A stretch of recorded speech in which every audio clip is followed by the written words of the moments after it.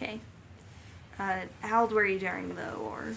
I was 8 when the war started in 1941. Okay. During the war, how did you learn about the events that were taking place? Well, everybody had a little Bakelite radio, and they'd listen to the news on it, and that's how we learned. It came over the news when Pearl Harbor was attacked. What did you personally do to contribute to the war effort? But since you're 8, you don't have to answer this. I was 8, but yes, we had rationing, and we went without different things, and so we all in our own way contributed. Mm-hmm. But I lived on a farm, and so we milked cows and sold eggs and sold garden stuff, and it all eventually ended up feeding the troops somewhere. Okay. Who did you know that was in the military?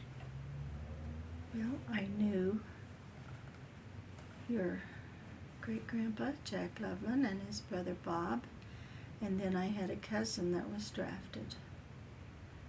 And we were very close to those 2 boys, 3 boys, because my dad had hired them to help with irrigation on the farm and different things like that, and so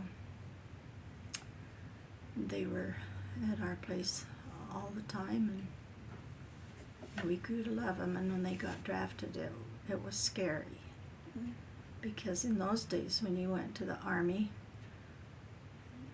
a lot of them didn't come back. The only ones that came back during the war was those that had been killed. None of the others got to come back until the war was over. Mm-hmm. And so it was a scary time for little kids, especially little kids. And we was rationed with sugar. We didn't have all candy. They didn't have candy in the stores a lot. Everything went to the war effort. Mm-hmm. And one time my mother sent away to the catalog to get me a pair of shoes, and when they would substitute, they would send whatever they had, so you never knew once you ordered something what you would get, or if you would get anything at all. And when the shoes came, they were little boys' high-top shoes, and they hurt my ankle bones when I walked in them. But the first time I went out into the rain and stepped in a puddle, they disintegrated because they were made out of hard-pressed paper instead of leather and rubber soles. Mm-hmm. Because all the rubber and all the leather went to the Army. When you and your friends talked about the war, what did you talk about? Well, it would be little kids at school, Mm-hmm. and we talked about the war because it was on everybody's mind. Everybody had somebody. They either had their dad was gone, or their brothers were gone, or both. And so it was a scary time. Everybody worried about it. It was always on the back of your mind. And then they had everything, even little school kids, was conditioned to support the war, support our boys that were fighting. And so they had those, we'd buy little stamps. Can't remember what you call them now. War bonds. We bought war bonds. And we bought, to make up a bond, a $25 war bond, children could buy 10-cent stamps at school that you pasted in a little book. And when you got your book full, then you turned it in. And they'd collect those to make it up for war bonds, for support the servicemen. What did you like talk about in school to learn about the war? Well, everybody would have heard a little piece of news before they went to school, like different places being bombed or how many soldiers were killed or something like that. So they had a period that we talked about current events, and that was our current event time. Or you go to a movie, they'd have a Mickey Mouse, little short Mickey Mouse thing, and then they'd have a picture of actual war on the movie where some journalist or someone had on the front with the soldiers had taken pictures of actual planes coming down and actual wounded people, and they would show that 30-minute segment every Saturday before the movie. So you just couldn't really get away from it, even in at that time. How did the war affect your everyday life? Well, like I said, we went without a lot of stuff. Gasoline was rationed, so we couldn't just go any place. It had to be really important. A lot of people carpooled.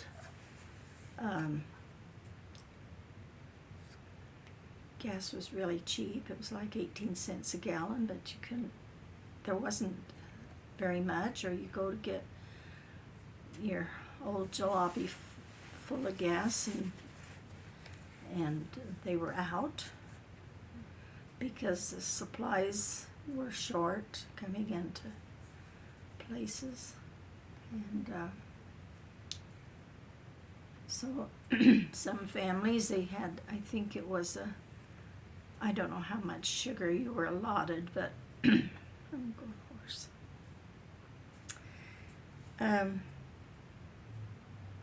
Like with my husband's family, they had a large family, and so their mother fixed a little sugar jar in front of each of their plates. And when that sugar was gone, then they were out, so they could ration themselves, or they didn't have any. And then at the end of the week, there were several farm families living around 4 or 5 mile radius, that they would take the little sugar jars they had left over, put them together, and go to somebody's house, and they would make taffy or something, and then they'd play a night game like Relievo or something, and then they'd have a little piece of candy for a treat. But the candy you bought was not very good. And my mother sent away one time for Christmas candy, and when it got there, it looked like hard candy, but it was soft.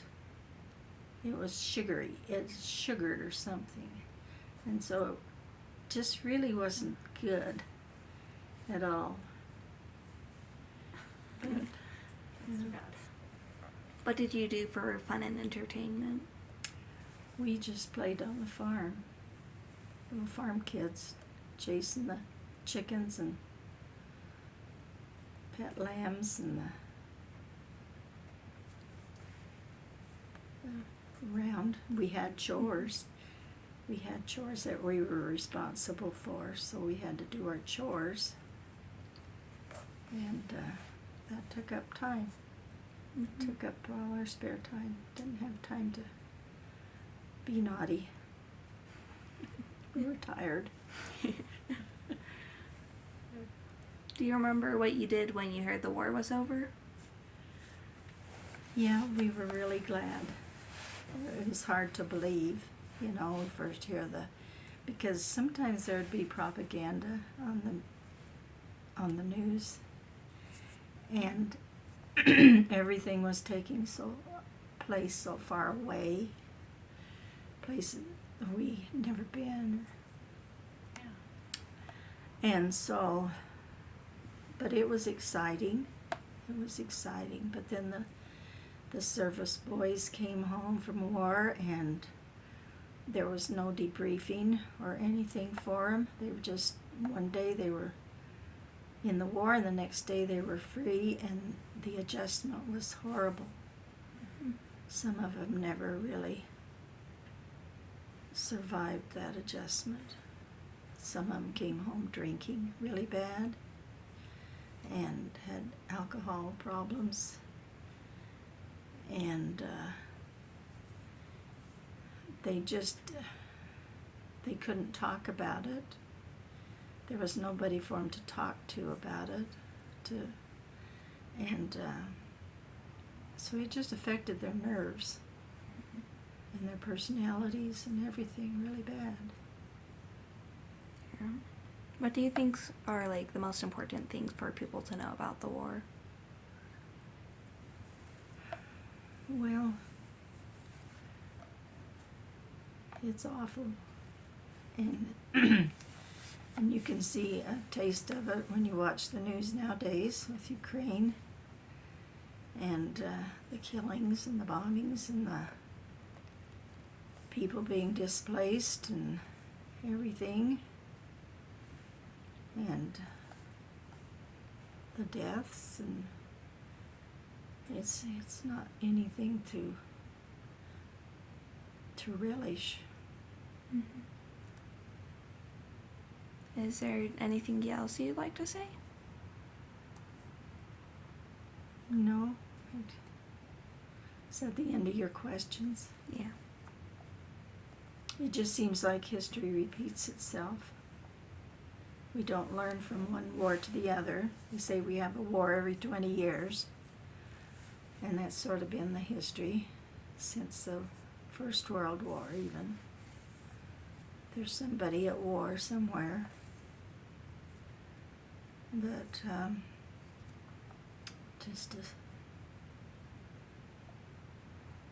there was some people one time said that the presidents and those involved in the wars, the leaders of nations, ought to be the ones that go to fight and not the people. The ones that can't negotiate and can't get along with each other should be the ones that fight. And then we'd need a president that was really big and tough and strong and go that route. Okay. That's about all I know. Thank you. Alrighty.